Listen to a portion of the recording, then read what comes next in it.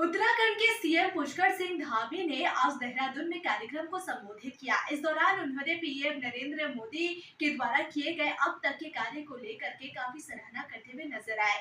नारी को लेकर के और अन्य कई क्षेत्रों में जो पीएम नरेंद्र मोदी के नेतृत्व में उनकी सरकार के दौरान जो भी कार्य किए गए हैं उसे लेकर सराहना करते हुए नजर आए। क्या कुछ कहा है पुष्कर सिंह धामी ने, आइए आपको सुनाते हैं।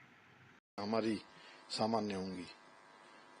बहनों, आज आदरणीय प्रधानमंत्री श्री नरेंद्र मोदी जी के नारी तू नारायणी के मंत्र के साथ मातृशक्ति के कल्याण एवं उनके सशक्तिकरण के लिए हम निरंतर संकल्पित होकर कार्य कर रहे हैं।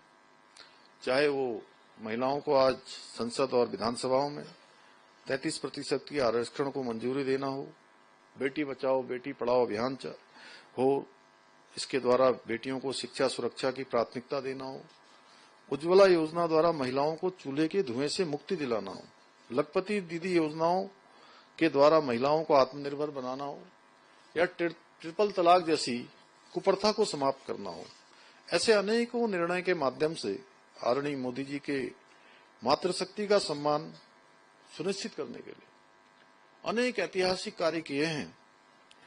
और आदरणीय प्रधानमंत्री जी के मार्गदर्शन और सहयोग से हमारी राज्य सरकार भी मातृशक्ति के कल्याण के लिए संकल्पित होकर निरंतर कार्य कर रही है।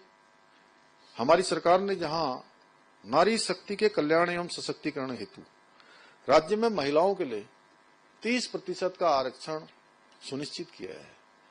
और रेखा जी ने कहा कि ये एक सामान्य कार्य नहीं था, और हमने देखा है, मैंने अपनी मां को देखा है, अपने आसपास की अपनी चाचियों को, आसपास के गांव पड़ोस में रहने वाली तमाम जो हमारी मातृशक्ति है, उन मातृशक्ति के संघर्षों को देखा है कि कितनी कठिन परिस्थितियों में काम करती है।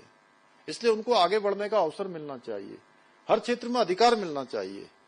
इसीलिए हम ये विधेयक लाकर, हमने विधानसभा में विधेयक लाकर एक प्रावधान कर दिया कि अब सरकारी नौकरियों में 30% का आरक्षण हमारी मातृशक्ति के लिए होगा। वहीं महिलाओं की सुरक्षा और उनके अधिकारों की रक्षा के लिए जब मुझे लोग पूछते थे कि आप समान नागरिक संहिता का कानून बना रहे हैं, ये कानून आपने बना दिया है, ये कानून क्या विशेषता इसकी है, तो मैंने कहा इसकी विशेषताएं अनंत हैं। जितनी विशेषताएं बताऊं उतनी कम है, लेकिन एक सबसे बड़ी विशेषता है कि ये हमारी मातृशक्ति के अधिकारों का, ये 50% जो देश की आबादी है मातृशक्ति, उस 50% आबादी का 100% का कानून कोई है तो समान नागरिक संहिता का कानून है। और ये समान नागरिक संहिता का कानून लागू करने का भी ऐतिहासिक कार्य हमारी सरकार ने उत्तराखंड के अंदर किया है। हम मुख्यमंत्री लघु प्रोत्साहन योजना, उद्यमिता विकास कार्यक्रम जैसे अनेक योजनाओं के माध्यम से अपनी मातृशक्ति को सशक्त बनाने का प्रयास कर रहे हैं। साथ ही महिलाओं को आर्थिक रूप से मजबूत बनाने के लिए, आत्मनिर्भर बनाने के लिए महिला स्वयं सहायता समूह को 5 लाख रुपए तक का ऋण ब्याज बिना ऋण के प्रदान किया जा रहा है। बहनों, हमारी सरकार ने वर्ष 2023 में जहां एक और तिलु रतुली पुरस्कार राशि को बढ़ाकर 31,000 से 51,000 रुपए किया है, वहीं आंगनबाड़ी कार्यकर्ता पुरस्कार की धनराशि को भी 21,000 से बढ़ाकर 51,000 रुपए किया है। बहनों, हमारी सरकार प्रदेश में आंगनबाड़ी केंद्रों के विकास और बच्चों तथा माताओं के कल्याण के लिए भी निरंतर प्रयासरत है, क्योंकि बच्चों के शुरुआती चरण के विकास में आंगनबाड़ी केंद्रों की बहुत महत्वपूर्ण भूमिका होती है।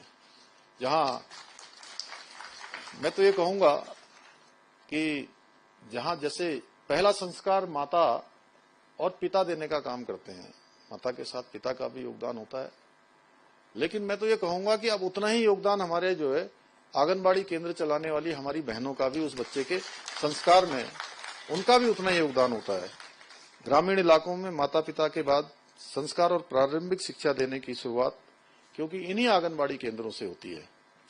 मेरे भी दोनों बच्चों ने आंगनबाड़ी केंद्र में प्रारंभिक शिक्षा प्राप्त की है, हमारी सरकार ने आंगनबाड़ी बहनों, मिनी आंगनबाड़ी बहनों और सहायिकाओं को सशक्त बनाने के लिए उनके मानदेय में वृद्धि की है।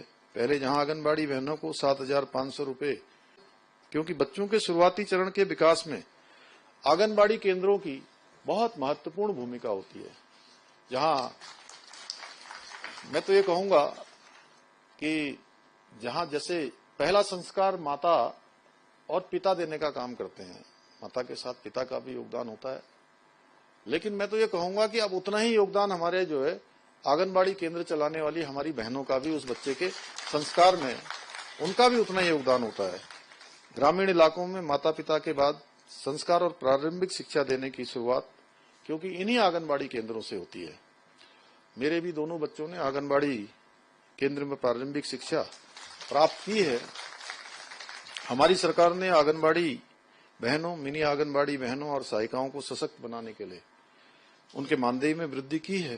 पहले जहां आंगनबाड़ी बहनों को 7,500 रुपए मानदेय के रूप में मिलते थे, वहीं अब उन्हें 9,300 रुपए का मानदेय दिया जा रहा है। मिनी आंगनबाड़ी बहनों के मानदेय को भी 4,500 से बढ़ाकर 6,250 और सहायिकाओं का 3,550 से 5,250 रुपए किया गया है।